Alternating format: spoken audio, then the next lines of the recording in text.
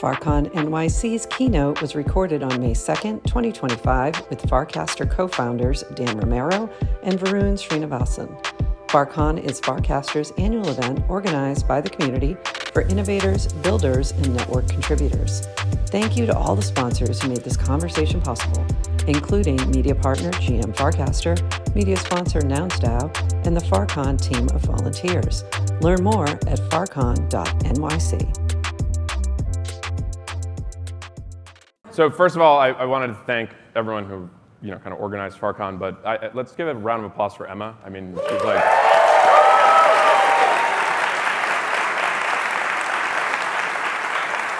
yeah, in many ways, it's a very thankless job to have an entire social network just like kind of descend on you and like all these different things. So she's held it like total grace and an amazing venue today. We want to start with two questions. So do you want to do the first one? Yeah, this is going to be a repeat of a question we did last time, but how many of y'all made a new friend through Farcaster? Can we get a quick show of hands? It's a lot of hands for 37 people. Yeah. Second question, raise your hand if you've made money on Farcaster. Okay, so yeah, it's the theme of today. Wanted to just go through a couple of quick slides. Last year the slides didn't quite work for us, but I think this year it seems like it's going to work. We've come a long way in the last year. So last year we were talking about frames. This year we have mini apps. I think we also now have the wallet, which is pretty cool. I think most of you probably raise of hands if you have a funded Warpcast wallet. Okay, yeah. Warplet. Yeah, so made a lot of progress on that, and raise your hand if you've received a weekly reward at one point or another. Okay, so people are actually using the network. It's good.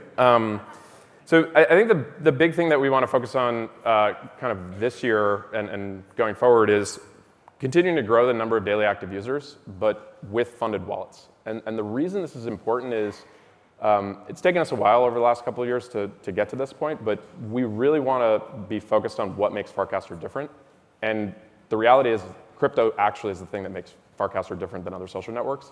And having kind of an economy built into the social network where you can kind of do anything, right? You can launch a cryptocurrency and have it tip it as a bot, right? And like build this massive new community like DGen, or you can do something like Clanker, or you can build a mini app or tip, or any of these kind of economic things that you can do only with crypto. It's only possible in Farcaster. And so the only way that works, though, is if you actually have money in a wallet. So I think we're going to be very focused over the next year on driving the total number of users with funded wallets and being pretty vocal about that, because I think that is going to be the thing that will attract people who want to build kind of new, interesting experiences, because it's the only place they can actually go do that. And so how we're planning on doing that is four things. So the first thing, and Varun talked a little bit about this at the NANAR Builder Night, but we're going to make signups free. And so technically at the protocol, it actually won't be free. It'll be close to free. But we're going to be doing a bunch of stuff to make it so that any app, if they want to bring their user base to Farcaster, they can, and then that will be a way of helping grow the network. And that brings us into the second point where, Coinbase Wallet, Base, a bunch of people here from the team, they're going to be bringing their millions of users to Farcaster. So this is the first time we're having an app with an existing user base integrate into the protocol. So that's really exciting. Zapper is also building Farcaster functionality into their wallet, and I think the rest of this year we're going to be spending a lot of time trying to convince other apps with existing user bases to integrate into the protocol.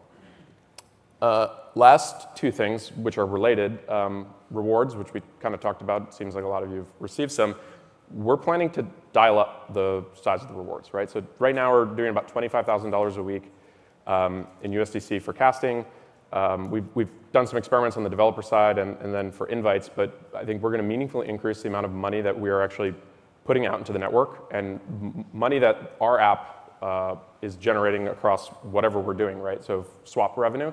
I think we aspirationally want to put as much of that back into the ecosystem to create the flywheel around rewards. And I think earning your first dollar on chain on Farcaster may actually be our equivalent of find your 10 friends on Facebook. And so I think rewards is a really powerful way for people to onboard into crypto and not actually have to use a crypto on-ramp.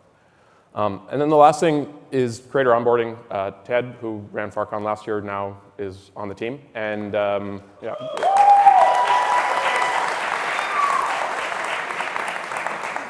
And she's actually leading the kind of like creator onboarding experiments that we've been running. You may have noticed we had a bunch of journalists join in March. And that is like the first of many experiments we're going to be running around targeting specific communities and interest to see if we can get them to come onto Farcaster and create some level of density. And I think one interesting thing here is like Murtaza, who kind of helped inspire the journalist onboarding for us. He came into the network last year, referred by a friend, and he actually made enough money on the network through tips, rewards, degen, that he funded independent journalism trip to Syria. So when the regime fell there, he went to Syria on his own strictly because of Farcaster. And so, and I think Jan Frula is another good example of someone who was on Farcaster, made some money, and was able to move to the United States, move to LA, and pursue a career in art as a result of being on Farcaster. And so I think leaning into this idea that Farcaster provides economic opportunity for those who kind of want to find it across a variety of different ways is very much something that I think we're going to try to lean into with creators. Because on Web2 Social, for the most part, unless you're kind of like one of the big guys, you really don't monetize well, and it's hard to support kind of your livelihood. So that's kind of what we're focused on. But we really wanted to spend most of this time for Q&A. We got good feedback on that last year, and we did a bunch of Q&A yesterday for Builder Day. So with that, if people have questions, it's a little hard to see, so just raise hands and we'll kind of call. Oh. Okay, if this works. What's up, everybody? We're going to do our Q&A now. I'll be on this side. Emma's going to be on that side. If you have questions, just raise your hand. We'll try to be fair. This is probably your only chance to ask questions of Dan and Varun. We know they do not reply on Farcaster. Rish.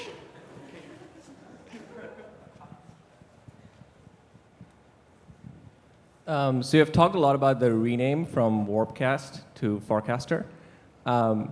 What you haven't talked about is, are you going to rename the Warplet to Farplet? Yes.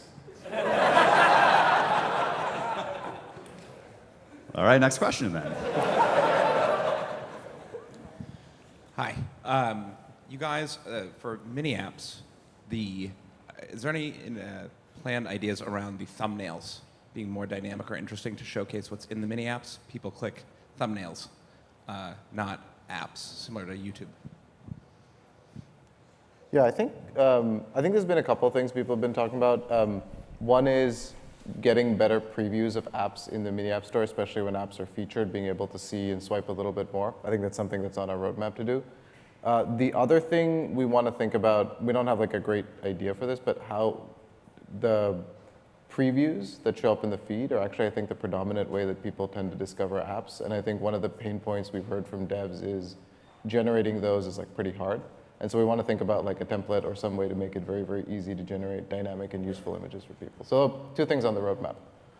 I think one thing to think about there is there's a trade-off between privacy and customization. So the idea that it would be cool if you were browsing the feed and the dev could like dynamically serve you up an image, but that also means that you're kind of leaking your like viewing data directly to the dev. So I think there's probably some balance that we can think about there, but I agree, like in the sense that like obviously YouTube is famous for like making the preview is actually the thing, whatever that face is for YouTube, like people click through it. Great. Anyone on Emma's side? Testing. Hi, Brian here. Sign up to Unlonely. Anyway, mini apps was great. What are like your future plans for 2025 for mini apps, like new features, something like sneak peek you can give us? Not something that you're talking about on dev calls, but something you're thinking about in a grand scheme of things with mini apps. I think a lot of what we want to fix up with mini apps are more obvious things that developers have asked for. So I think Karthik a couple nights ago, shipped a bunch of new APIs for swapping, sending, viewing tokens, which I think are like pretty cool. And I think a lot of what we want to do is make it easier to use funds in mini apps, make it easier to transact. So I think that'll be like a big focus for us. Everything from making transaction previews easier to making bridging money across wallets easier, and just being able to use funds in mini apps. Yeah, I think there's generally always this idea of like, is there some one big new thing that you can launch that really makes it better and you know, like really goes viral? And I think the reality is that just paying attention to the feedback developers are giving us around like, it's too hard to like develop this locally. It's like, okay, figure out how to do a local debugger kind of thing, or you know, whatever these like small things, but if you can kind of accumulate that, you let the developer actually be the creative person and not like get in the way. And so I think like really just kind of driving to just like make it as easy as possible for people to build mini apps. And especially with like, I think vibe coding, like you can actually increase the total number of people who can build a mini app. And so I think just like continuing to make it as simple as possible and offer this kind of like rich functionality, like that I think is going to be our priority for a while.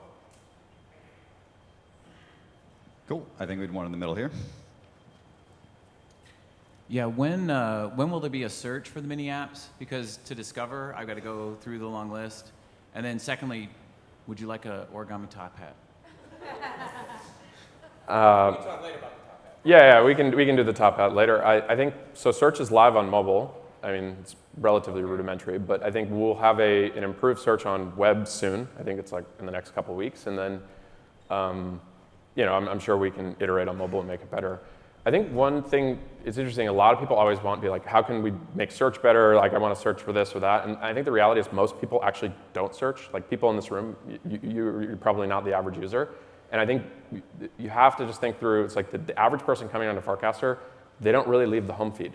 Like, the only time they leave the home feed is if they have a notification or a direct message. Like, that's it. Like, and so, like, actually approaching it for the way to discover these things, for the most part, is going to be you see it in a cast. And so making the algo really good and kind of like making the home feed the place that most people, at least is the primary place of discovery, is probably where we should spend more time versus, you know, making the world's best search. But we should do both. Yeah, right side. Hey guys, I'm Buga. First time in New York and first time in FarCon. Fall in love already with the vibe. What's your like favorite mini app, and which mini app you would like to see which is not there yet? Yeah, so I'd like to say that, like children, I don't have a favorite mini app. I do think Tiago's Wyatt, Where You At, that is my favorite right now, in the sense that I think it's something that I've really wanted for a long time. I was like a very big Foursquare user back in the day, and so the fact that someone actually finally built that on top of the And there have been a couple of iterations, but the fact that it's like really nicely integrated as a mini app, and that like I can just check in when I get to a place, it's pretty great. Yeah, I think acid test is pretty cool, especially with the new web mini apps, being able to load it up on the side and listen as you're scrolling around the feed. Yeah, I mean mini apps, like there's a list. Linda has posted it. There's like 70 different ideas, and like just go to someone build the channel, and like just there's a zillion ideas of what people could go do. I think like a Neopets idea like would do pretty well, and I think it would do well beyond just Farcaster. Yeah, I think the coolest thing is like I did a bunch of mini app reviews a week ago, and I think the quality of mini apps is like improving dramatically in terms of there are things that are really fun to play. Like my litmus test is, does my wife use mini apps? And in the last few weeks, she's been addicted to a bunch of them, like Say Cheese, which is the one where you have to get the bot to say the word cheese, and there's different levels. So there's a lot of cool mechanics, I think, emerging with mini apps. Yeah, there's an opportunity for paperclip maximizer or optimizer. Oh, universal paperclip? Yeah. So someone should build universal paperclip as a mini app. If you don't know that game, it's pretty good. Cool. The correct answer to that question was Ponder, by the way. That's it. So I'm just curious, you mentioned that for creator onboarding and for building in apps from other places, you want to bring in community bases, like the users from other areas. How do you envision channels enabling community building in a more effective way than they currently have been? Yeah, so I think channels has been a tricky product. We've probably spent more time on channels than anything else in the history of like the app. And I don't think we've ever cracked it, right? I think there's just a lot of complexity with channels, and they just haven't hit the kind of product market fit in terms of driving growth and kind of being a primary reason people join Farcaster. It's an extremely good feature for driving like depth of engagement and people who like really invest in their channels. That's like actually really valuable to the network, but we haven't kind of bridged the gap with new users. I know that OpenRank has their kind of Cura product that's like focused on channels, and so I'm optimistic that that can kind of like unlock something there. But I think we probably need to kind of get to a place in the next few months of like, okay, what is the future of channels, and like making sure that that's really clear for people. But I think where we are probably going to be more focused is, like I said, those priorities up there of like make signups free, do this kind of like hand-to-hand combat style onboarding of creators, and then be really focused around mini apps in the wallet, because I think that is actually the uniquely differentiated feature of Farcaster. But that said, who knows? I mean, last year we were talking about channels, and this year we're talking about funded wallets, so things can change pretty dynamically. Thanks, guys. Could you talk a little bit more about the recent Monad announcement, and maybe more specifically, are you looking at it as a potential alternative architecture for snap chains? So really this is a bit an effort to get more different applications and type of a user that I think you open up with Dan. Do you want to answer on Snapchain? So the question was about Monad and Snapchain.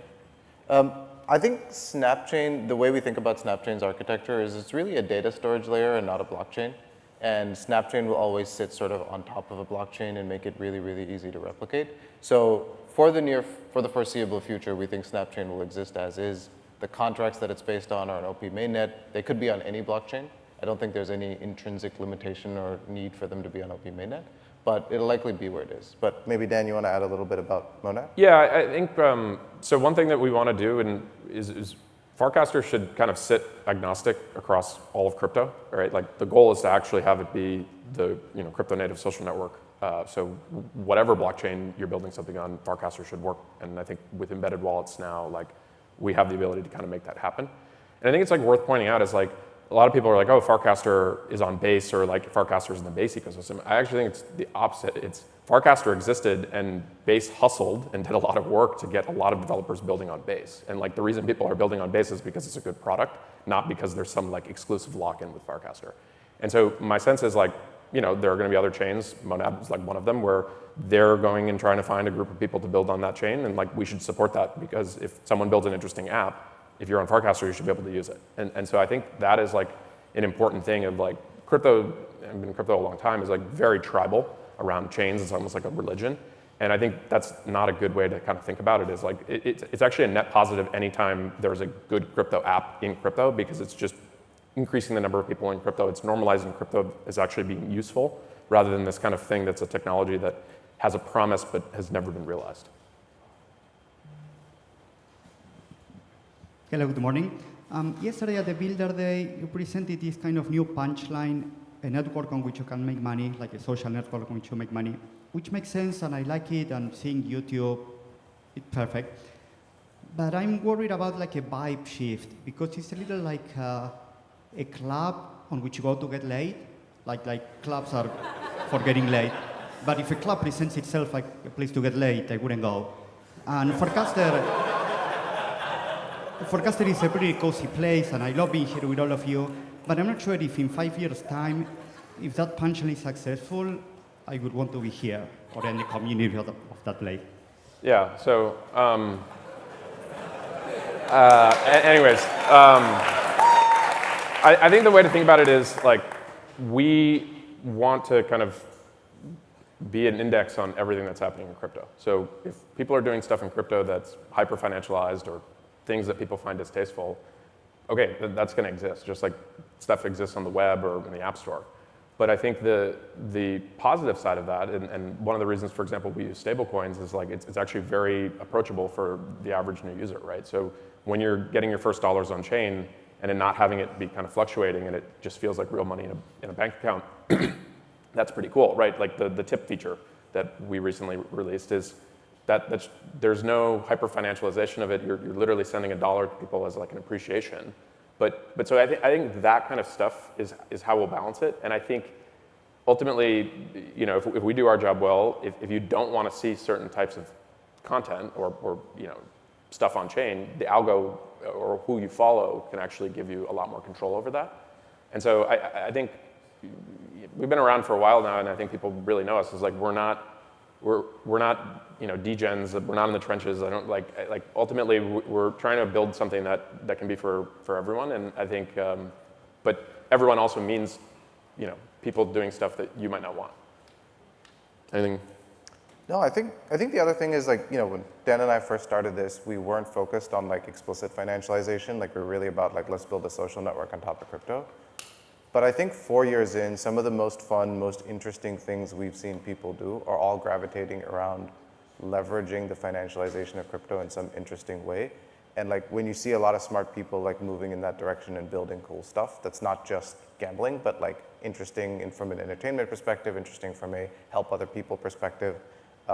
That seems to be where a lot of the energy of the network is coming from, and we want to lean into that. Yeah, I mean, and a good example of this is, you know, Nicholas and Seed Club, they built this crowdfund mini app in a pretty short period of time. And then I think someone's dog, like, they raised money to like do a life-saving surgery. Like that's like, I think a feel-good story. Like, it's not like, you know, some terrible thing. And so I think the permissionlessness, the programmability, and the fact that everyone has a wallet, you know, with money in it in the long term is, I think, just going to unlock a lot of really good things, in addition to, you know, some things that are maybe more distasteful. Hey, what's up? Zach. You talked a lot about kind of creator rewards and developer rewards. Do you ever see a situation where there'll be sort of like a micropayment or a financial incentive for reporting a cast successfully to help kind of clean up some of the lower quality folks that are on Farcaster with spammier responses? Yeah, it's a good question. Are you familiar with the Cobra effect? I'll just share. So it happened in India, and they basically wanted to get rid of cobras. And every dead cobra they would pay. And so naturally what happened is you had people breeding cobras because then you could get paid. And so I think like that's like, like the idea is like, show me the incentive, I'll show you the outcome. So I think that there are probably ways to do that, but it's pretty tricky. And I think one thing that's powerful about the caster rewards is like, you can kind of come and try to game it, great. Like ultimately if the algo is correct, like basically the gaming or farming you're doing of this is a reflection of what the network finds interesting. So you are contributing valuable stuff to the network. And so like I think of it actually as a mechanism of something similar to proof of work in Bitcoin. It's like you can try to mine Bitcoin, but ultimately you're actually creating security for the network. And so I think that it's a very hard thing to do in a lot of cases. And so I think casting, I think you can. I think reporting spam, probably a little harder. What do you think? No, I think I generally agree. There's probably some mechanism of like outsourcing spam detection to community that is like more decentralized, where people can opt in and vote. I think, to Dan's point, explicit financialization will create the exact wrong outcome, which is like create an incentive to create more spam. Yeah. Hey, good morning. I was wanting to know how we should react to the recent district court ruling against Apple, and how we can build into it.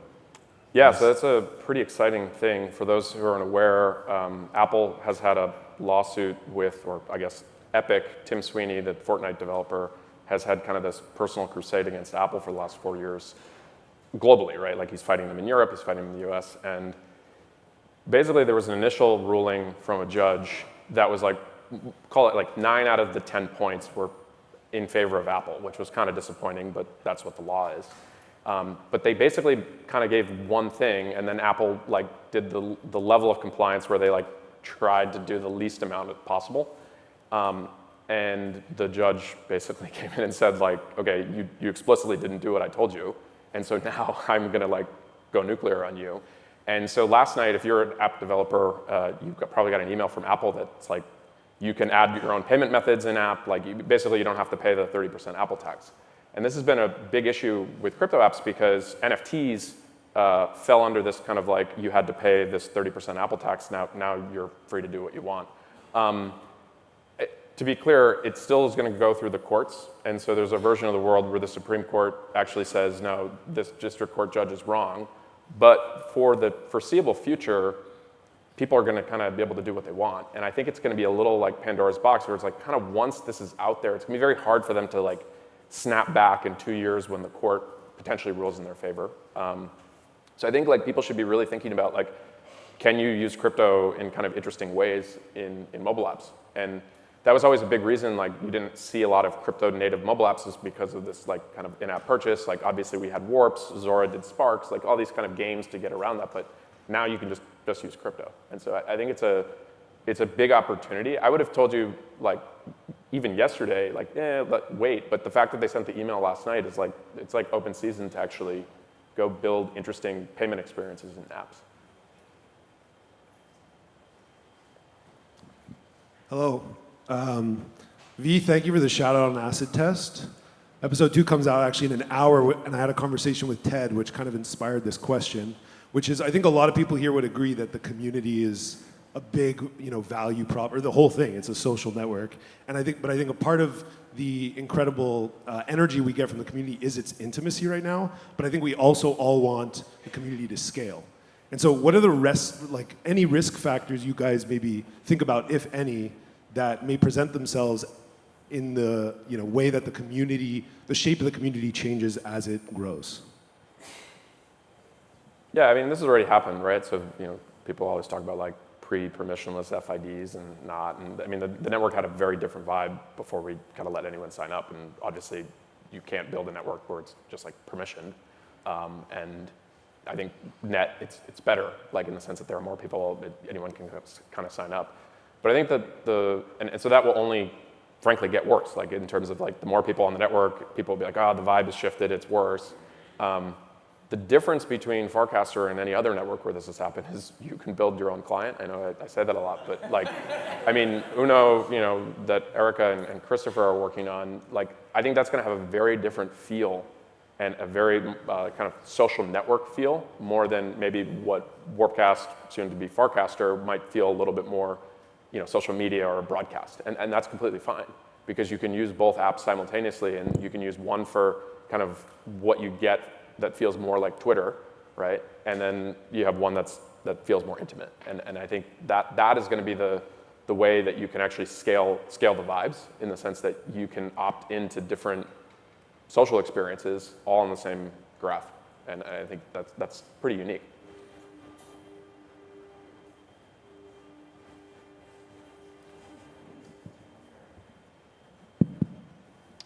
Hey, this is Vinay. You've talked about creator onboarding and a number of other strategies to get specific people or organizations to cast on Farcaster. I still have to go to crypto Twitter to find news about organizations within the crypto space, because they're not posting content on Farcaster.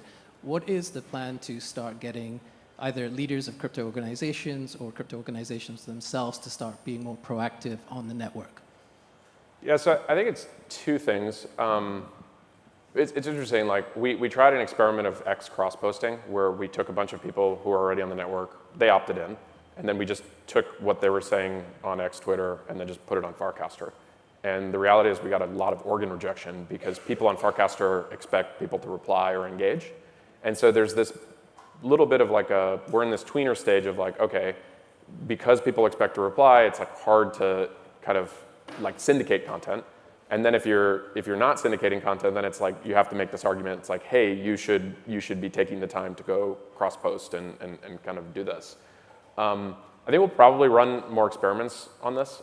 We may target it. I think one of the reasons the cross-posting experiment didn't work is because it was people, versus maybe if it's just a news account, Walter Bloomberg, for example, just non-crypto, but the idea of just getting those breaking news things in your feed, if you want that. You don't expect him to reply, right? It's just it's information. So I think there are some ways to bridge it in the near term, but I do think the other thing is, as we bring in more ecosystems and more apps, getting them to kind of build their community. I think Base has done a phenomenal job in terms of making Farcaster a place where you get information about Base, and I think that probably is a model for a lot of other projects, communities within crypto. All right, that is all the time we have. Let's give it up for Dan and Varun, everybody.